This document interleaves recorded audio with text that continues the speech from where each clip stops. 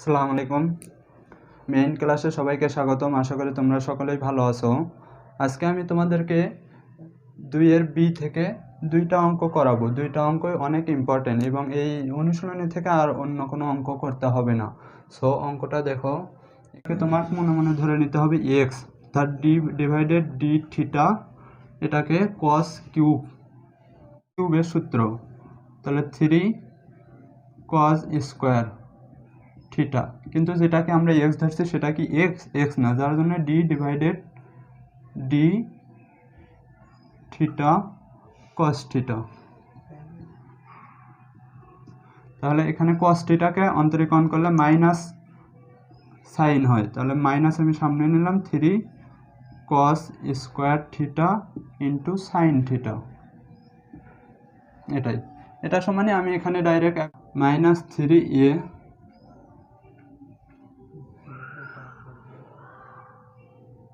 Sign theta into cos square theta, একইভাবে y equals to a sine cube theta d y divided d theta a. এখানে দেখো sine cube আছে, sign কিউবের কোনো সূত্র নেই, যার জন্য এটাকে এক্স ধরবো। এক্স ধরলে 3 sine x square theta into, যেটাকে এক্স ধরছে সেটা এক্স না, তাহলে সাইনকে এক্স করলে কজ হবে, কস থিটা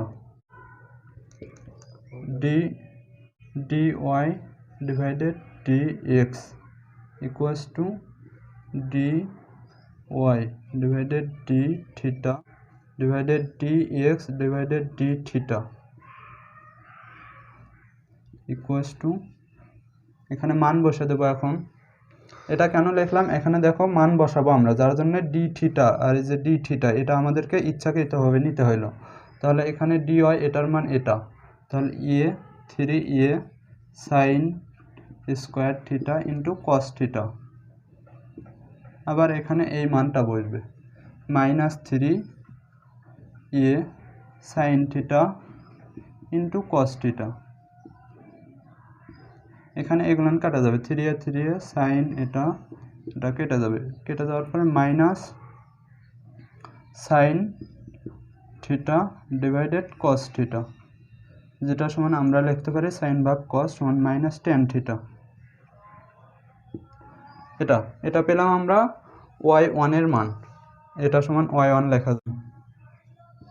তাহলে এটাকে আমরা পুনরায় এই যে x এর সাপেক্ষে অন্তরীকরণ করলে পাবো y2, অতএব x এর সাপেক্ষে অন্তরীকরণ করেছি, কিন্তু এখানে কিন্তু tan x নেই, আছে tan থিটা, যার জন্য ওটাকে আবার পুনরায় x এর সাপেক্ষে অন্তরীকরণ d theta divided dx।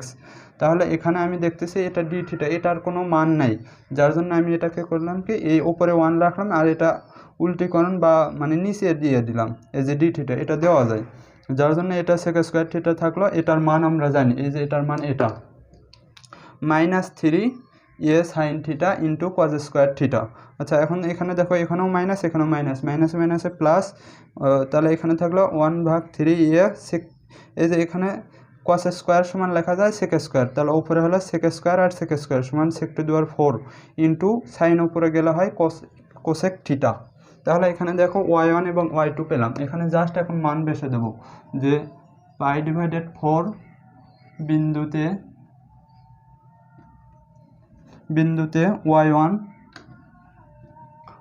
Equals to -tan theta, থিটার মান কত π/4, যার মান 45, তাহলে tan 45 ডিগ্রি মান -1, তাহলে y2 মান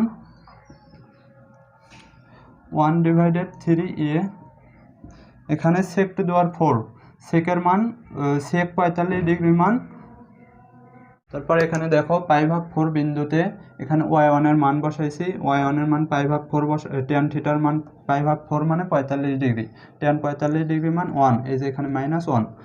আবার y2 এর মান এখানেও জাস্ট 45 ডিগ্রি বসাই, এখানে মান আসলো এই যে এটা sec সেক 45 ডিগ্রি মান √2, তার উপরে 4 আছে 4 দিয়েছি, কোসেক 45 ডিগ্রি মান √2।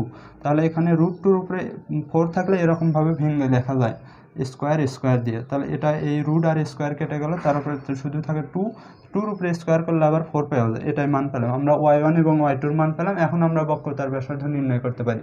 অতএব বক্রতার ব্যাসার্ধ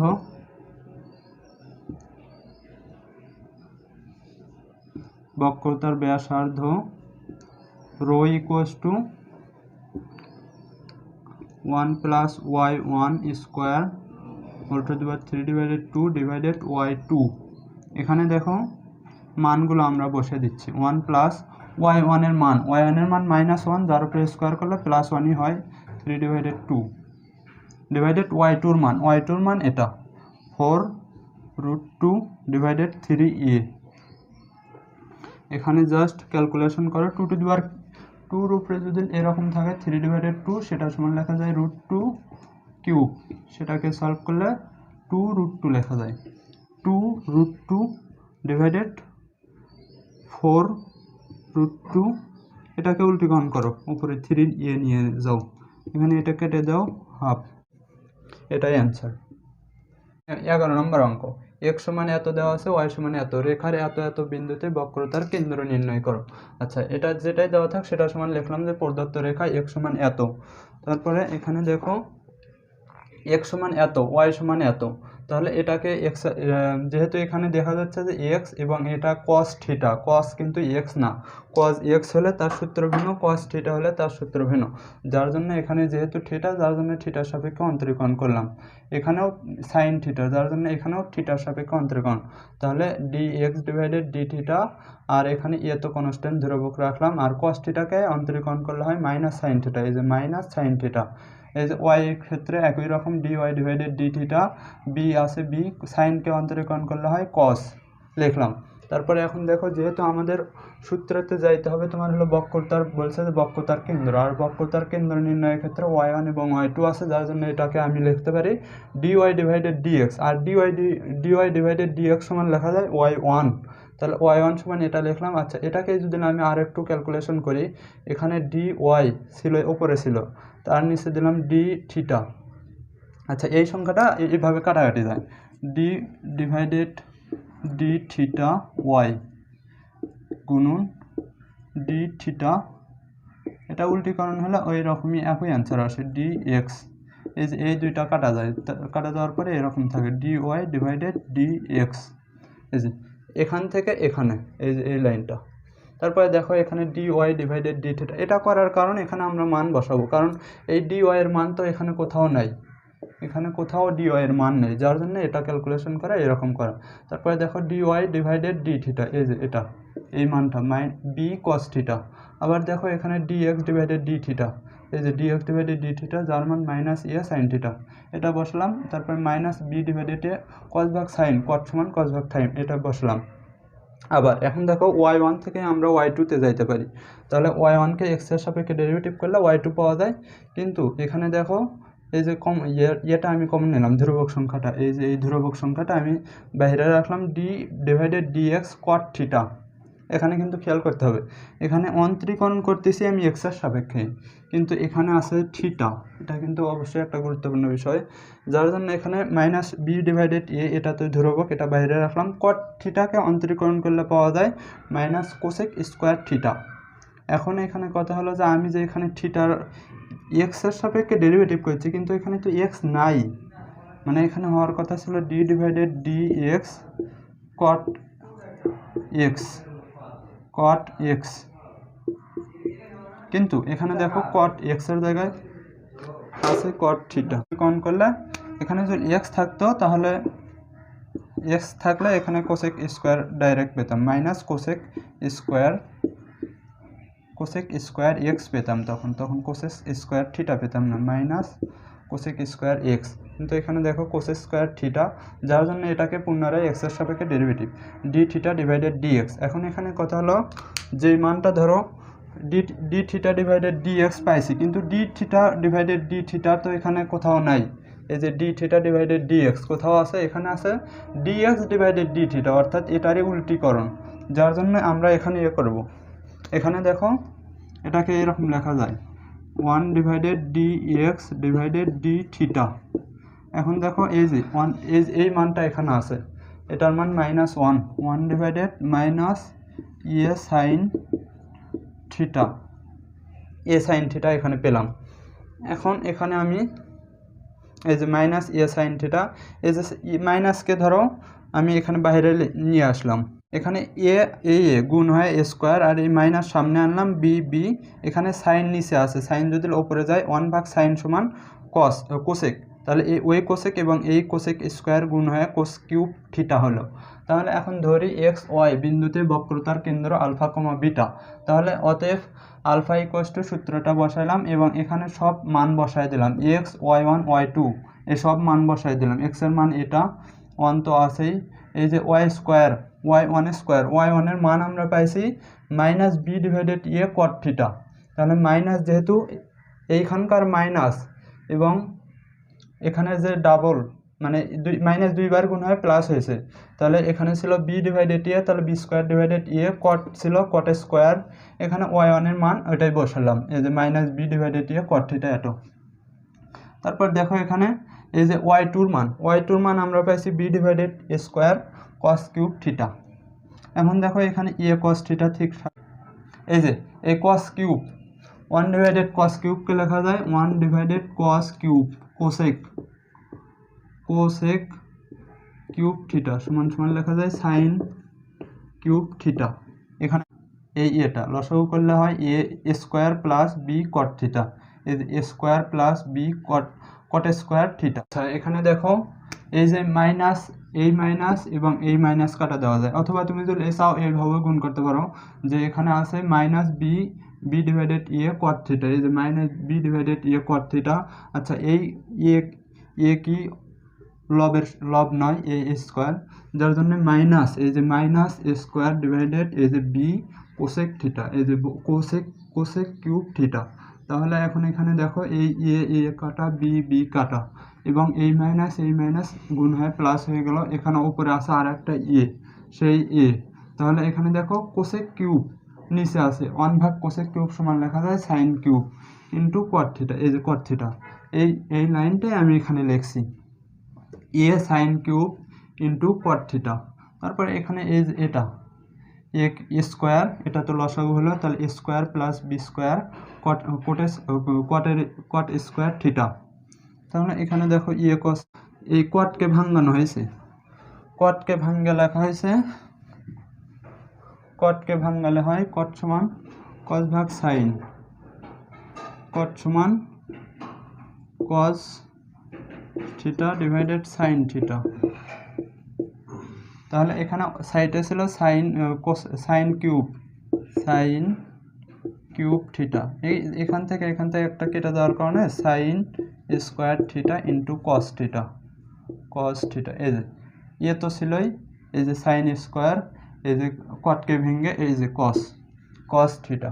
তারপরে এখানে দেখো এই যে এই কটকে আবার ভাঙানো হয়েছে, এই কটকে ভাঙালে আমরা কি পাবো, কটকে ভাঙালে পাবো এ স্কোয়ার তো ছিলই প্লাস বি স্কোয়ার, কটকে ভাঙালে আমরাও জানি কট সমান কস ভাগ sine, cos square theta divided sine square theta. এখন এখানে দেখো এই স্কোয়ার কিন্তু নিচের সংখ্যা, যার জন্য এখানে এই যে এই সাইনটা এর সাথে আবার গুণ হবে, square sine square theta plus b square cos square theta divided sine square theta, আর তার সাথে আছে এই স্কোয়ার। আচ্ছা এই লাইনটা এই লাইন, যার এখন দেখো এই সাইন স্কোয়ার এটা কাটা দেওয়া যায়, যার জন্য এখানে কস থিটা লিখলাম, এই যে এখানে কস তো আছে, এই যে এখানে সাইন স্কোয়ার। আচ্ছা এখানে দেখো তো সাইন, আমি কমন নিলাম, সাইন স্কোয়ার সমান লেখা যায় 1 - কজ স্কোয়ার থিটা, সেটাই করা হয়েছে plus b cos square theta. কেন আমি মানে সাইন থেকে কজে নিলাম, কারণ এখানেও কজ আছে, হয় কমন অথবা কাটাকাটি যে কোনো একটা যাবে, যার জন্য এখানে এই যে এটা এখন এদের সাথে গুণ হয়ে গেল, ওয়ানের সাথে গুণ হয় 1 minus square cos square theta plus b square ছিল, এই যে b square cos square theta. এখানে দেখো স্কোয়ার ঠিক রাখলাম, মাইনাস কজ স্কোয়ার উভয়ের মাঝে আছে, কজ স্কোয়ার কমন নিলাম, যার জন্য minus square minus b square, এটা কমন নেওয়া যায়, উভয়ের মাঝে কজ আছে, কজ কমন নিলাম। এখানে যেহেতু মাইনাস কমন নিচ্ছে, এই মাইনাস এখানকার প্লাস, প্লাস মাইনাসের মাইনাস, এই মাইনাস প্লাস, এই যে এটা সেটাই এখানে লিখছি। এই যে স্কোয়ার তো ছিলই, square minus minus cos square b square, এটা লিখলাম। আর নিচে তো এই যে কাটাকাটি যাওয়ার পরে ছিল, লিখলাম। এখন এখানে দেখো স্কোয়ার কস থিটা, এখানে কিন্তু আবার এই যে ইয়েটা লসাগু হয়েছে, ইয়েটা লসাগু হওয়ার কারণে এখানে এই এর সাথে আবার গুণ হয়েছে, এই ইয়েটা যার গুণ হয় square cos theta minus cos theta, এই যে এই সম্পূর্ণটা যেটা এখানে ভেঙে দেখালাম সেটাই এখানে লেখা পড়ছে। এখন দেখো এখানে এটা যেমন আছে তেমন মাইনাস মাইনাস, এই যে এখানে এই দুইটা গুণ, মানে এই কস দুইটা, এই দুইটার সাথে গুণন, এটার সাথেও গুণন, এটার সাথেও গুণন, তাহলে স্কোয়ার কস থিটা, এই মাইনাস প্লাস, এই যে কস এখানে স্কোয়ার ছিল, এখানে কস ছিল, যার জন্য কস কিউব, আর এটা লিখলাম। এখন দেখো এখানে এই দুইটা আবার কাটা দেওয়া যায়, এটা এখন দেখো এটা যেমন এইটা যেটুকু ছিল সেই আলফার মান যেভাবে এখানে আসলো, ঠিক বিটার মানে এই রকমভাবেই ক্যালকুলেশনটা এখানে আসছে, যার জন্য আমি লিখলাম যে একইভাবে। তোমরা কিন্তু অবশ্যই এই অঙ্কটা মানে যেভাবে এখানে করলাম, বিটার মানটাও বিটার যে সূত্র আছে সেটা ফালায় এইভাবে আস্তে আস্তে করবে, দেখবা সেম এই মান পাবো। এখানে যেমন পাইছো কস কিউব, এখানে পাবো সাইন কিউব। এই যে বি মাইনাস এখানে কিন্তু আছে minus b square, minus b, নিচে আছে বি, এখানে এই সূত্রটা বির সূত্র, সেটা থেকে ওইটা আসছে। এখন দেখো এখানে আমি পাইলাম আলফা আর বিটার মান, আর আমাদেরকে বলছে যে বক্রতার কেন্দ্র, অতএব বক্রতার কেন্দ্র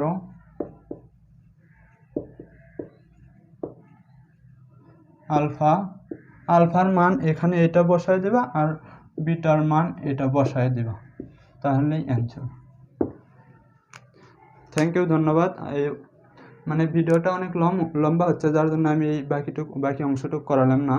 সো আমি আশা করি তোমরা অঙ্কটা বুঝতে পারছো, আর আমি নেক্সট আবার অন্য কোনো ভিডিওতে আসবো, দেখা হচ্ছে আবার।